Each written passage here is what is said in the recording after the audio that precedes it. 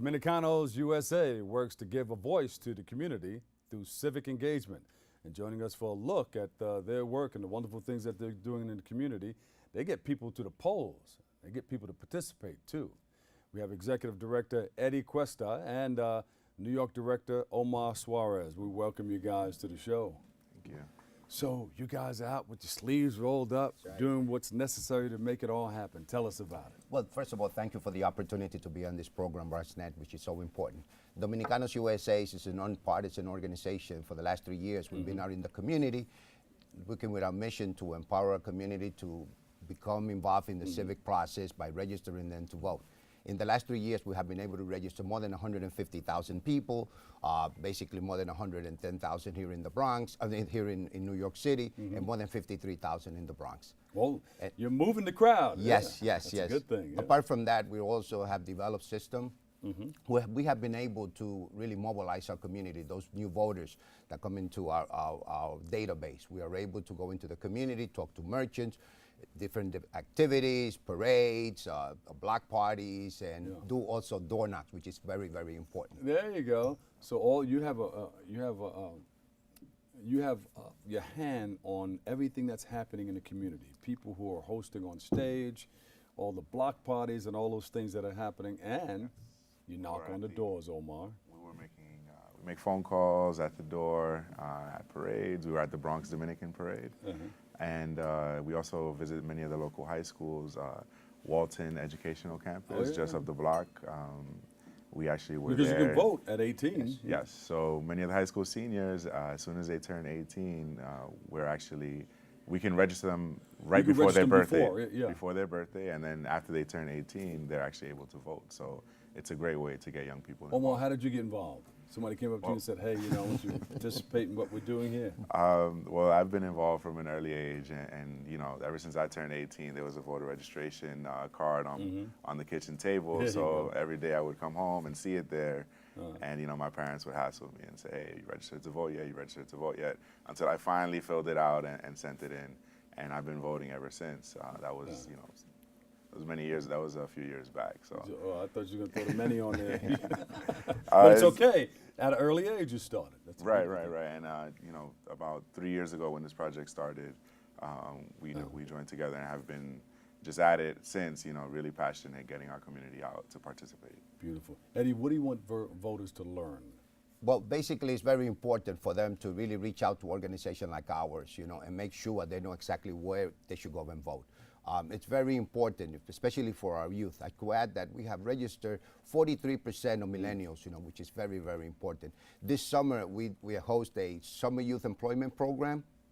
We had over 75 youth going out into the community, talking to adults, telling them the importance of participating in the electoral process, and they were able to register more than 1,000 people.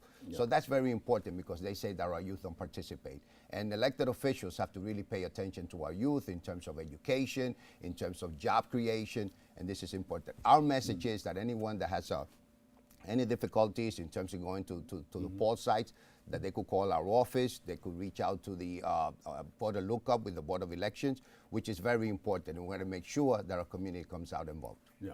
Omar, what do you say to the people who want to just say, nah, I'm staying home, I don't watch TV, What do you say to those people? You can do that any day, but on election day, what you should be doing is going out and voting. I mean, it just takes, in New York, we're lucky enough, if there are big lines, they're probably just during the presidential elections, during certain times, but for a municipal election, unfortunately, we in the last few mayoral elections, we've barely gotten 20% of the people out to vote.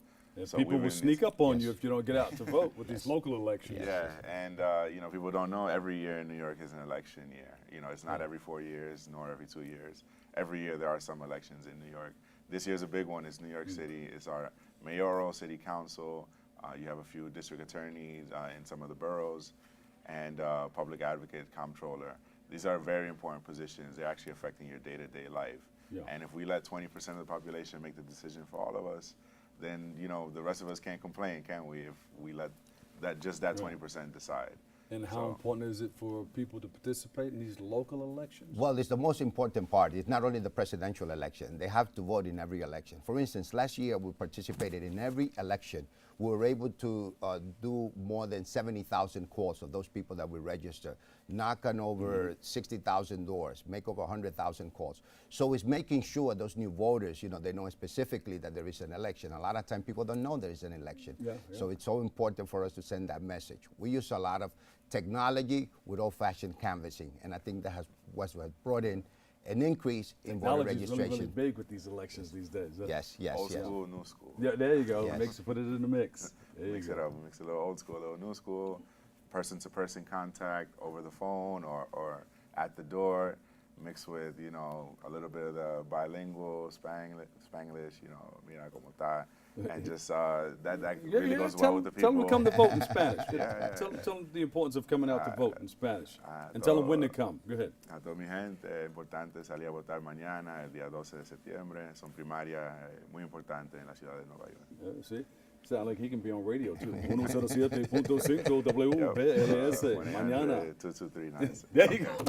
What's the number again? No, 718-665-0400. That's Dominicanos USA. They could also go to our social media. We've been providing information through Twitter, Facebook, Instagram, and our website, Yo Soy Dusa. But it's very important that the polls will open tomorrow at 6 a.m. and it will be closing at 9 p.m. You have to come out. And if you encounter any problems where no one finds your name in the roster, please, you know, vote, you know, with an absentee ballot, because it's very, very important. And the only way we're going to have a difference here if it's our community come out to vote. That's the only way politicians pay attention. What about the senior citizens that want to come out? How do you get them out? It's very important. Well, last year we were able to do transportation for many of them. So now what we have is, you know, taxi-based companies in our community where people have a situation where they could not get to the polls, that will provide transportation in some limited areas, because we're not, you know, citywide.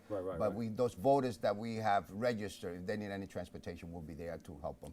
Do a lot of elected officials come up to you guys and want to talk and reach the crowds that you guys reach? Well, we're nonpartisan. Every elected official is interested in seeing what we have, the amazing work that we've been doing in terms of reaching out to the people. But it doesn't leave it only with voter registration. We also have developed a system where those people that we have reached out to in terms of asking them, are you a U.S. citizen? Are you 18 years old?